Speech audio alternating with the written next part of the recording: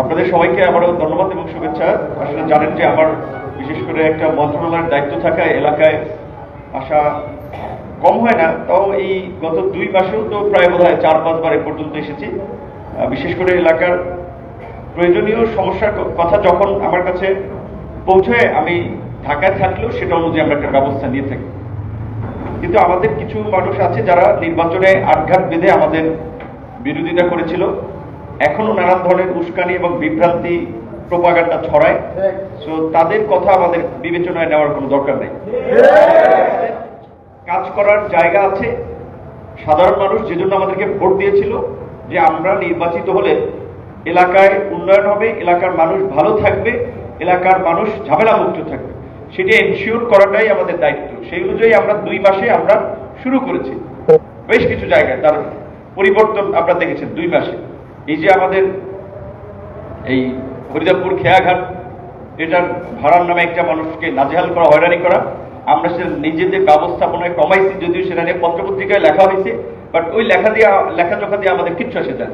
কারণ এইটা আমরা জনগণের ভোটে নির্বাচিত হয়েছি, জনগণের কল্যাণের জন্য আমরা কাজ করব। তাতে যদি কোনো ফেসবুক কিংবা কোনো সাংবাদিক কারো পক্ষ নিয়ে লেখুক, এটা নিয়ে আমাদের কোনো মাথা ব্যথা নেই।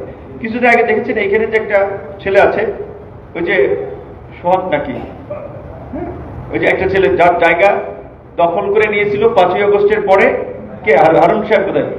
হ্যাঁ, কাইয়ুমের জায়গা দখল করছে হারুন সাহেব।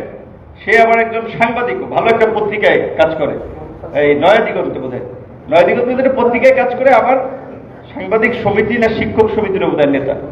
এখন সে, আমরা দেখছি যে মানে হচ্ছে সে একেবারে মাজা কোমর বাইন্দা বিদ্রোহী প্রার্থীর পক্ষে কাজ করছে। ভালো, তারপরেও তো আমরা তাকে শিক্ষক হিসেবে সম্মান করে আমরা বিভিন্ন মতবিনিময়ে ডাকছি।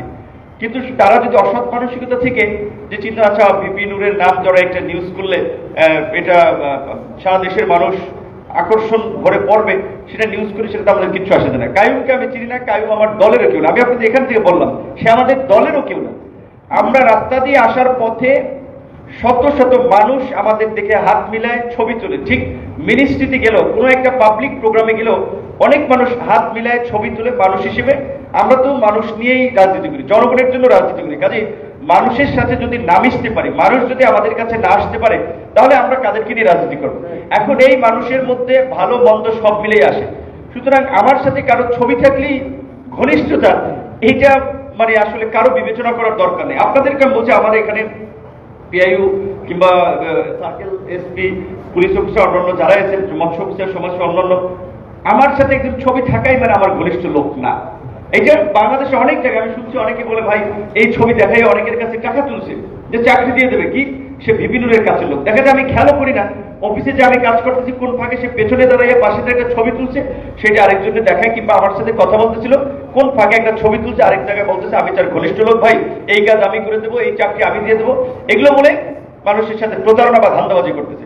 এখন মানুষ যদি আবার এত মানে অজ্ঞ হয় যে একজনের সাথে একটা ছবি থাকলেই তার ঘনিষ্ঠ লোক, তারে টাকা দিয়ে দেবো, তাকে খুব মাথায় তুলে নেবো, এর চেয়ে বোকা মানুষ তাহলে আর দুনিয়াতে নাই। এই ছবি দেখছেন না আপনারা, ওই আগের সরকারের সময় একজন লোক ছিল আওয়ামী লীগের পক্ষে, খুব কথা বলতো, পরে আওয়ামী লীগই তাকে অ্যারেস্ট করছিল, সাহেব পরে নাম দিচ্ছে মানুষ বাটপার সাহেব।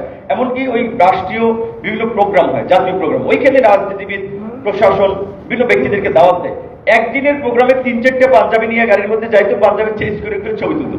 তো এইটা হচ্ছে, আমি যদি এখানে আমাদের কিছু এই মিডিয়ার ভাইরা আছে, এখানে তাদের মাধ্যমে বলা যে ছবি দেখে মন্ত্রীর ঘনিষ্ঠ, ভিপি নূরের ঘনিষ্ঠ, এই যে বলার কোনো অবকাশ নাই। এবং আমার যদি কোনো পদধারী কোনো কর্মী, তারা যদি কোনো অনিয়ম করে, অন্যায় করে, সেটা আপনি লিখতে পারেন গণ অধিকার পরিষদ বা মন্ত্রীর লোক।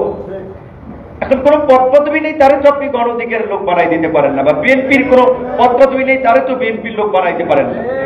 তো এইটা আমি আমাদের যারা একটু লেখালেখি করে নিউজ করে একটু খেয়াল রাখার জন্য বলবো। তো যে বিষয়টি আমরা বলছিলাম, আমি বিশেষ করে কাইয়ুমের জায়গা দখল করছে তারা, তাদের মধ্যে সমস্যা, তারা মারামারি করছে, কেস করছে, ইউনো গণশুনানি করা বলেন, একটা শুনানি করে সেটার আপনার সমাধান দিচ্ছে, সেখানে সে ঘর করছে, সেখানে তো আমার লোকজনের কোনো ইনভলভমেন্টের সুযোগ নেই। কাজে এই ক্ষেত্রে আমি মানে বিনয়ের সাথে সতর্ক করে বলবো যে, আমি বলছি যে প্রতিহিংসার রাজনীতি আমরা করি না, আমরা একটা সাম্য, সম্প্রীতি, ঐক্যের রাজনীতি করতে চাই। কিন্তু কেউ যদি এই ভদ্রতার দুর্বলতার সুযোগ নিয়ে এইভাবে বিভ্রান্তিকর লেখালেখি করা, যেটা আমার জন্য একটা সম্মানহানিকর বিষয়, তাহলে তাদের বিরুদ্ধে কিন্তু আইনগত এবং রাজনৈতিক দুই ধরনের ব্যবস্থাই নেওয়া হবে, এটা আমরা পরিষ্কার করি। কিছুদিন আগে এই যে আমখলা আমাদের শ্রমিক অধিকার পরিষদের সভাপতি নাজমুল, সে তার নিজের টাকায় টয়লেট করছে, সেইটাকে নিয়ে অপপ্রচার চালাইলো যে এই সরকারি বরাদ্দের টয়লেট গণ অধিকার পরিষদের নেতা তার বাড়িতে নিয়ে করছে, এবং সেইটাকে আপনারা দেখছেন যে ফেসবুকে শেয়ার দিয়ে প্রচার করছে। আমাদের সাথে আমার নির্বাচনী প্রতিদ্বন্দ্বী ছিলেন, আমি তাকে সম্মান করি, তার রাজনৈতিক অবস্থান নির্বাচনে প্রতিদ্বন্দ্বিতা করতেই পারেন, দলের সিদ্ধান্তের বাইরে গিয়েও বিদ্রোহী হতে পারেন, সেটা আমার বিষয় না, সেটা যেই দলের বিরুদ্ধে করে সেটা সেই দল বুঝবে। জনাব হাসান মামুন, তার নামকে আমি বলতে চাই না, কারণ তার নাম বলে তাকে অনেক যাতে তুলে দিচ্ছি, মানে উপরে তুলে দিচ্ছি, কারণ আমার সাথে ঝামেলা করে পত্রপত্রিকায় টেলিভিশনে নিউজে সে এখন জাতীয়ভাবে অনেকে চেনে, আগে ওইভাবে তার এই পরিচিত ছিল না। সে একটা দলের নির্বাহী কমিটির সদস্য, এই এলাকা নিয়ে কাজ করে ওই পর্যন্ত ওই গণ্ডির মধ্যে ছিল, বাট ঝামেলা করে অনেক পরিচিতি পাইছে, কাজে আর পরিচিতি বাড়াইতে চাই না, আমি তার নাম বলতেও চাই না। কিন্তু আজকে বললাম এই কারণে, তার ফেসবুকে দেখা যায় লাখখানেক ফলোয়ার আছে, তো তার ফলোয়ারে দেখা যায় সে ছাত্রনেতা ছিল আগে, যার ফলে বিএনপির তার বন্ধু সহকর্মী দুই একজন আছে, তারা অনেকে দেখে, তাহলে কি অনেকে ভাবতে পারে আচ্ছা ভিপি নূর তাহলে বোধহয় এলাকায় তার লোকের এটা করে, কিন্তু পরে দেখা গেছে সেই গুজব প্রোপাগান্ডা সে ছড়াইছে, আবার সেই ডিলিট করে দিচ্ছে। কারণ যখন নাজমুল সেটা সাংবাদিকদের নিয়ে গিয়ে বলছে যে না এটা আপনার এটা তার ব্যক্তিগত খরচে করছে। এখনকার যুগে একটা মানুষ তার বাড়িতে একটা ভালো স্যানিটেশন ব্যবস্থা করে, ঘরটা পাকা আধা পাকা করে, মানুষ কষ্ট করে হলেও পরিবেশ সম্মতভাবে থাকতে চায়, বাঁচতে চায়, সেখানে এটা নিয়ে অপপ্রচার হলো। হ্যাঁ, সরকারি বরাদ্দের একটা প্রকল্প আছে, যেটা 2 উপজেলাতেই কিছু পাকা আপনার টয়লেট দেওয়া হবে, সেটা একেবারে গরিব মানুষকে, সেটা আমরা নির্ধারণ করে দেবো। সেটা ইউনিয়ন পরিষদের চেয়ারম্যান এখন নাই অনেক জায়গায়, যারা প্রশাসক হিসেবে দায়িত্ব পালন করছে, আমাদের সরকারি কর্মকর্তা ইউরো থাকবে, একটা কমিটি থাকে, সরকারি প্রত্যেকটা কাজের জন্য একটা কমিটি থাকে, তাদেরকে আমরা নির্ধারণ করবো।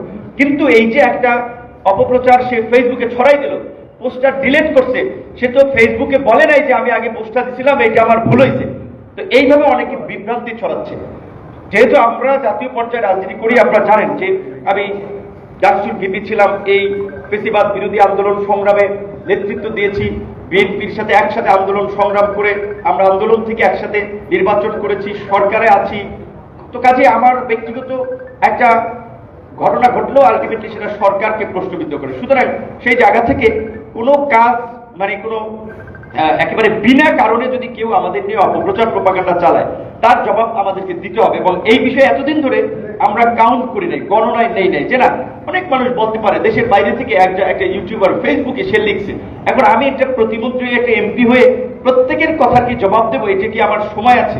এটা উচিত না। কারণ কি একজনে বললো সে লিখছে, কতজন দেখে আর কি বলতেছে, কিন্তু ওইটা নিয়ে আমরা পড়ে থাকতেছি না। বাট এটা যদি ধারাবাহিকভাবে কেউ লিখতে থাকে, অপপ্রচার চালায় উদ্দেশ্য প্রণোদিত ভাবে, তাহলে সাইবার নিরাপত্তা আইনে তার বিষয়ে প্রতিকার করার সুযোগ আছে, সেই বিষয়ে প্রয়োজনে আমরা মামলা করবো। এটা আমরা সতর্ক করে দিলাম যে যারা এই কাজগুলো করেন।